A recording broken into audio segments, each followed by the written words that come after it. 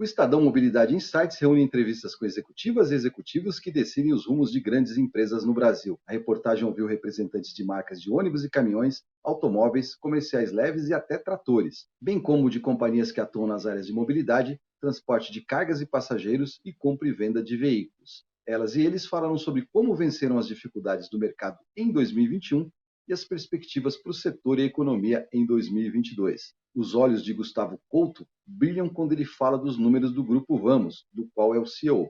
A empresa que foi criada em 2015 para centralizar as operações de locação da JSL faz parte da Simpar e abriu capital na Bolsa de Valores em janeiro deste ano. 9 meses depois, a receita da companhia havia crescido 85% e o lucro líquido quase 130%. Com isso, foi possível antecipar a oferta de mais ações ao mercado. De acordo com Couto, isso é resultado de apostas feitas ao longo de 2020 e 2021, que incluíram a compra de concessionárias de máquinas agrícolas, grandes lotes de caminhões novos e, mais recentemente, da empresa de empilhadeiras HM.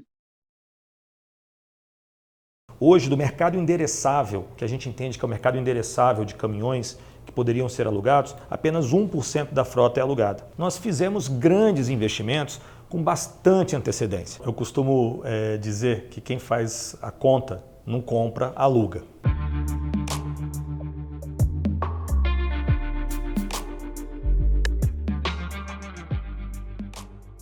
Olha, 2021 foi um ano assim, muito importante na história da Vamos, né? A gente começou o ano já de forma bastante intensa, fizemos abertura de capital, né? Nos listamos na Bolsa já no iniciozinho de 2021, no mês de janeiro a gente já tinha feito a nossa estreia na Bolsa, foi uma estreia que foi importante para o movimento que a gente está construindo dentro do nosso modelo de negócio, que é um modelo de negócio único, né? Com portfólio de produtos e soluções que são completas, venda, troca, locação, novo, seminovo, né? Então tem ali um portfólio bastante completo, então a abertura de capital trouxe para a gente a oportunidade de operar num outro patamar, né? E a gente pôde acelerar os nossos planos. Então setores como logística, na parte de e-commerce principalmente, com a mudança no hábito, né, de alguns setores da economia, com pessoas fazendo uso de delivery e fazendo compras, né, realmente pela internet, isso provocou uma mudança e uma aceleração, né, no perfil de veículos e produtos que a gente atende nesse setor. O agronegócio também foi outro setor que cresceu bastante, não só no modelo de locação, mas também nas nossas concessionárias, onde a gente fez uma transformação bastante importante, né? Crescemos organicamente e inorganicamente também com a aquisição da Monarca e também das concessionárias Fendt, e a gente também conseguiu crescer bastante, então foi um ano bastante importante também no agronegócio, que ainda deve ser um ano muito forte, quando a gente olha também para os próximos meses e para os próximos trimestres, e também no setor de construção civil, onde a gente percebe claramente uma aceleração dos investimentos em infraestrutura, que é algo muito importante para o país, e a gente também tem participado de forma bastante intensa nesse crescimento.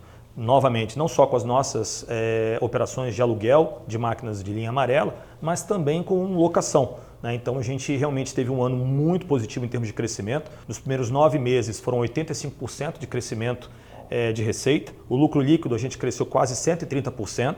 Isso inclusive trouxe para a gente a oportunidade de antecipar um plano de follow-on. Eu brinco com o nosso pessoal, né? Nós fizemos no mesmo ano o IPO da companhia e 9 meses depois fizemos o follow-on da companhia, dado o ritmo de crescimento e dado o desenvolvimento dos nossos negócios. E também olhando para 2022, porque a gente sabe que é importante o nosso modelo de negócio estar com um balanço bastante preparado, um balanço bastante robusto. Então a gente hoje tem um caixa bastante sólido para poder honrar com os nossos compromissos de curto e médio prazo, mas principalmente manter o nosso ritmo de crescimento e até mesmo acelerar. E é isso que a gente está fazendo, é isso que a gente vai fazer olhando para 2022.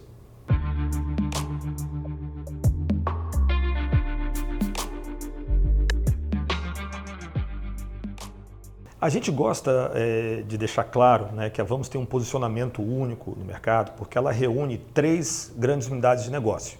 A gente tem a unidade de negócio de locação, né, que é responsável hoje por uma frota que está atingindo 25 mil equipamentos alugados, depois que a gente fez a aquisição agora recente da HM, né, uma empresa de empilhadeiras que ainda está sujeita à aprovação do CAD, mas contemplando contando com a aprovação e uma vez aprovada, a gente vai chegar a 25 mil equipamentos alugados agora no finalzinho desse ano. Então isso dá uma ideia do tamanho do negócio de locação. Nas concessionárias são hoje 50 lojas espalhadas entre concessionárias Transrio, do agronegócio com as marcas Valtra, Fendt e também Komatsu da linha amarela, onde a gente está na região centro-oeste. Então, essa é a segunda unidade de negócio. Existe uma terceira unidade de negócio muito importante que completa o nosso portfólio, que é a área de seminovos, onde a gente desmobiliza os equipamentos que foram, ao final do contrato de aluguel, a gente vende através da nossa rede de seminovos, é a maior rede de seminovos hoje no Brasil, mas também trabalha com a compra e venda de ativos no varejo, no comércio. Ou seja, então a gente também tem essa terceira unidade de negócio, então a gente tem ali um portfólio completo. O nosso modelo de negócio, ele garante para a gente, principalmente na locação, uma previsibilidade muito boa. Os nossos contratos, eles são em média de 5 anos ou mais. Isso dá para a gente sim uma previsibilidade muito boa, né? Para que a gente possa seguir investindo por conta da nossa geração de caixa, por conta do fluxo de caixa desses contratos, que é bastante previsível. A gente é muito criterioso na hora de fechar os contratos, na análise de crédito e nos setores também da economia, que a gente sabe que tem certa estabilidade, que vão permitir que a gente realize os investimentos que a gente tem feito. Com base nisso, nós fizemos grandes investimentos com bastante antecedência. Nós então, desde 2020, a gente já estava comprando os equipamentos, os caminhões e as máquinas que nós íamos alugar ao longo de todos os meses seguintes. Então, por exemplo, todo ano de 2021, nós recebemos as máquinas que nós tínhamos, e os caminhões que nós tínhamos comprado ainda em 2020. Isso dá uma garantia para o nosso cliente da disponibilidade, né? Dá para a gente ali uma pronta entrega, que é importante, né, do ponto de vista de atendimento às necessidades dos nossos clientes. E também dá para a gente uma escala que permite, inclusive, boas condições comerciais, né, junto aos fabricantes.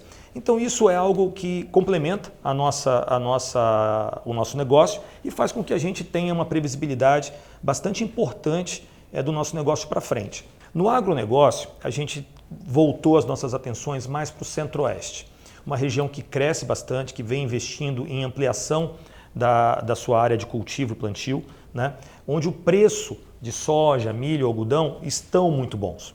E ainda onde o agricultor ainda conseguiu plantar num custo também ainda muito bom e com uma produtividade que vem crescendo bastante, graças às máquinas cada vez mais modernas, mas graças também ao clima brasileiro e, obviamente, à competência dos agricultores brasileiros. Então isso tudo traz para a gente uma demanda maior, né, por máquinas e máquinas de alta qualidade, de alta tecnologia, como por exemplo é o caso das máquinas Fendt.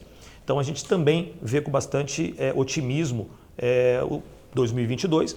E no setor de construção civil, onde a gente também, por exemplo, já tem compras realizadas e feitas, já com entrega para o ano que vem, onde a gente está só esperando a produção desses equipamentos por parte dos fabricantes, em especial a linha Komatsu, onde a gente também é distribuidor na área do Centro-Oeste.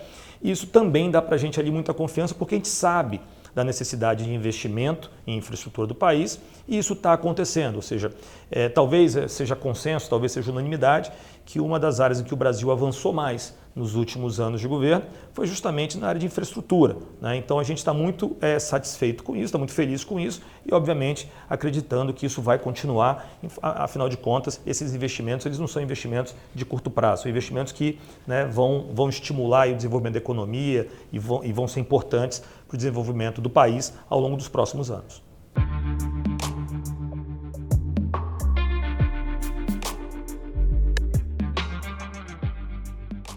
Eu costumo dizer que quem faz a conta não compra, aluga, né? Por várias razões. O primeiro aspecto é com relação naturalmente ao ganho de eficiência, de produtividade. Quando o Brasil hoje tem uma frota de caminhões, por exemplo, de cerca de 3 milhões e 300 mil caminhões, com uma idade média de 21 anos. Isso é uma das frotas mais antigas do mundo, com grande ineficiência.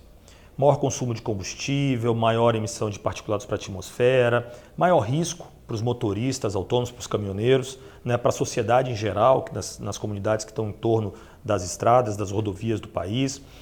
Sem falar, né, da própria produtividade de um caminhão antigo, né? Então, o primeiro aspecto é que você consegue renovar esta frota, né, com menor alocação de capital. deixando o teu balanço mais leve, alocando o teu capital, o teu recurso próprio para o seu negócio core, para a sua atividade principal, né? Então, se é uma unidade industrial, para ampliar a sua capacidade produtiva, ou ampliar a sua rede de lojas, ou enfim, ou você pode reservar o seu capital, né? Não para uma atividade secundária, não para uma atividade intermediária, que é o investimento em frota, mas você pode fazer isso no seu ativo principal, na sua atividade principal. Então esse é o primeiro aspecto, liberar capital para que o empresário, para que o executivo possa acelerar o seu crescimento na sua atividade principal. O segundo aspecto é no que diz respeito ao custo em si. É mais barato alugar. A depender do cliente, a gente consegue atingir até 30% na redução de custos quando você compara, por exemplo, um fluxo de caixa do custo total de propriedade entre alugar e comprar um caminhão. Isso chega a 30% de redução de custos.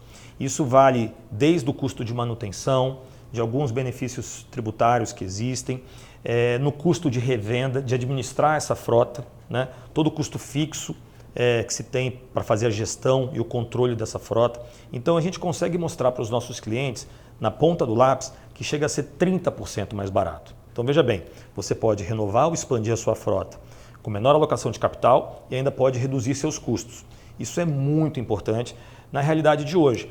Quando você encontra uma empresa que precisa reduzir os seus custos, ou precisa gerar caixa, novamente a alocação é uma solução. É por isso que a gente vem conseguindo crescer de forma consistente o nosso modelo de negócio de aluguel de caminhões e equipamentos pesados, porque a gente se adere bem, o nosso modelo de negócio ele se encontra muito bem para aquelas empresas que precisam expandir e querem ampliar e acelerar o seu crescimento, como para as empresas também que estão buscando redução de custos. Então, é por isso que a Vamos vem crescendo no modelo que é novo no Brasil. Hoje, do mercado endereçável, que a gente entende que é o mercado endereçável de caminhões que poderiam ser alugados, apenas 1% da frota é alugada, hoje no Brasil. Quando você vai para os Estados Unidos, essa frota alugada é de cerca de 25%. Alguns países da Europa, entre 20% e 25%. Então, tem muito espaço para o Brasil crescer nesse sentido, e é por isso que a Vamos, então, vem apresentando ano a ano um ritmo de crescimento cada vez mais acelerado.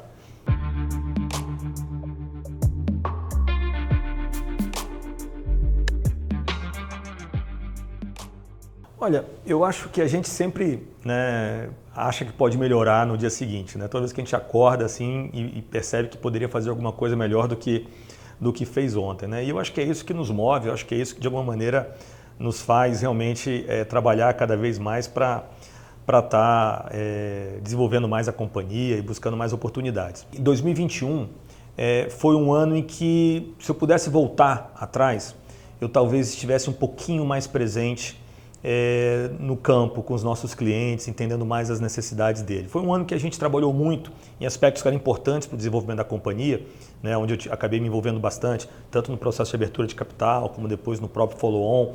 Então isso obviamente demandou bastante tempo, então eu acabei naturalmente me afastando um pouquinho do campo. Mas para isso também a gente teve nossa equipe, que esteve muito presente, e eu, sinceramente, eu gostaria de ter estado mais perto deles ao longo de 2021. Do ponto de vista de momento mais assim, crítico, eu acho que foi 2020 quando começou a pandemia, né? Ali foi um momento em que nós aqui, executivos do Grupo Simpar, né, tivemos ali, como acho que todos nós no Brasil inteiro, aliás, no mundo inteiro, né, tivemos ali momentos de incerteza onde algo que realmente era sem precedentes, ninguém tinha vivido ainda uma situação como aquela na nossa geração, né? E aí a gente realmente sentou para poder tentar imaginar o que seria necessário para olhar para o futuro da companhia, garantindo a perpetuidade da companhia, o bom atendimento para os nossos clientes. E uma coisa que eu acho que foi muito interessante foi que a gente se reuniu, né, diariamente aqui, era uma coisa que foi muito gostosa olhando para trás hoje, que a gente sentava na hora do almoço, todos os dias, os principais executivos assim, do grupo, né, a diretoria das diferentes empresas, a gente sentava ali para discutir como é que estavam as medidas que seriam necessárias para enfrentar a pandemia, né? E aquilo ali ajudou muito que nós, primeiro, né, agíssemos como um time, como uma equipe, todos unidos, alinhados, né, com uma mesma diretriz. A gente sempre teve uma cultura, né, de uma liderança muito presente, então a gente fez questão de preservar todos os cuidados com as pessoas, que a gente também estivesse muito presente, né, junto da equipe. A maior parte das nossas atividades são atividades essenciais, então nós precisávamos assegurar a continuidade da operação dos nossos clientes. Então, a maior parte do time precisou permanecer presencial, né? Então, isso a gente fez questão das principais lideranças estarem junto e deu muita força para a gente estar junto, o time junto, os presidentes, os diretores, os CFOs, as equipes juntas, né? Olhando para a situação, enfrentando a situação juntos, e a gente em momento algum perdeu essa união. Então, eu não me arrependo de nada, pelo contrário, eu acho que a gente, diante da situação, enfrentou bem os grandes desafios que nós tivemos, mas eu acho que o mais importante, agimos como uma equipe, agimos como um grupo forte.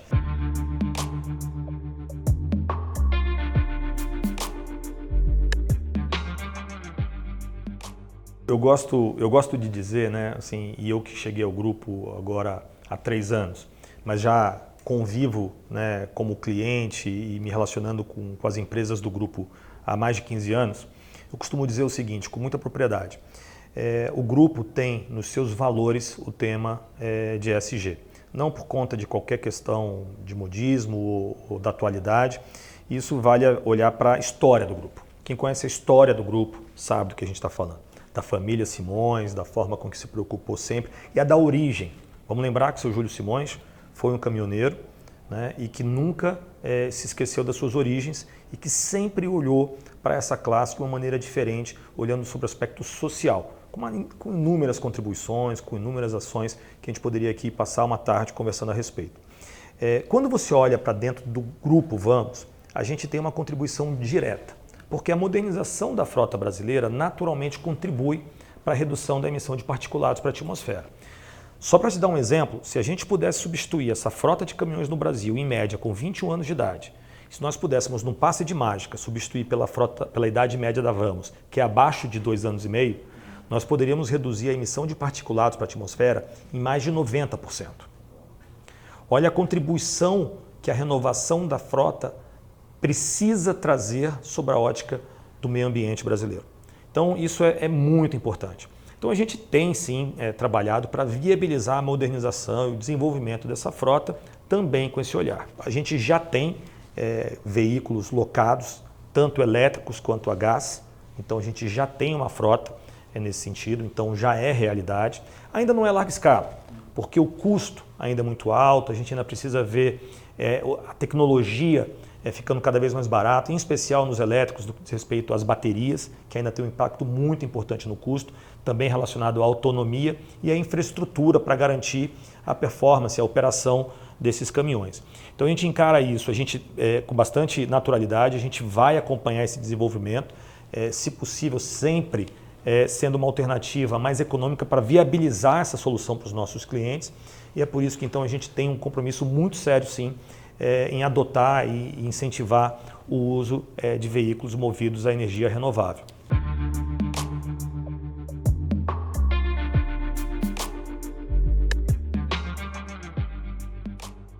Olhar para trás e pensar 20 anos, eu acho que eu tive muita sorte de me envolver, de me relacionar com gente muito boa, né? Então essa é a parte que eu acho que foi mais importante, né? Ou seja, eu sempre estive cercado de pessoas boas, né? Que compartilhavam dos mesmos valores que eu aprendi com meu pai, que eu aprendi com minha mãe. Eu acho que esse é o principal aspecto. Então, das poucas vezes que eu senti que eu não estava, né, em volta de pessoas que compartilhavam dos mesmos valores, dos mesmos propósitos, eu me arrependi e eu acho que, de alguma maneira, aquilo não foi bom para mim nem para as pessoas que estavam do outro lado. Então, eu acho que se eu voltasse no tempo, um aspecto que eu faria praticamente tudo que eu tenho feito, sempre buscando melhorar cada vez mais, e eu tenho certeza que eu melhoraria muita coisa do que foi feito até hoje. A gente perdi os cabelos, né? Então acabei ganhando alguma experiência, mas o fato é que certamente eu faria algumas coisas diferentes, mas no principal eu manteria. Mas eu talvez voltasse lá há 20 anos e falasse, olha, continue se cercando sempre de pessoas boas, que têm os mesmos valores, que te complementam, né? porque isso é que faz a gente se desenvolver como pessoa, como profissional. E toda vez que eu tive ali, e como hoje nós temos aqui no Grupo Simpar, pessoas boas, pessoas que têm os mesmos valores, os mesmos propósitos, a gente acaba conseguindo se desenvolver de maneira mais leve, né? De forma rápida, como você comentou agora, né? Ou seja, o crescimento do grupo, não só da Vamos, mas o Grupo Simpar vem acontecendo de uma maneira bastante significativa, que nos dá muita alegria, mas o que dá mais alegria para a gente é que a gente tem muita coisa para fazer ainda e que a gente tem pessoas de bem, pessoas que têm propósito, pessoas que têm valores, que têm o nosso jeitão, né, para ajudar a gente a levar a empresa ainda muito mais longe.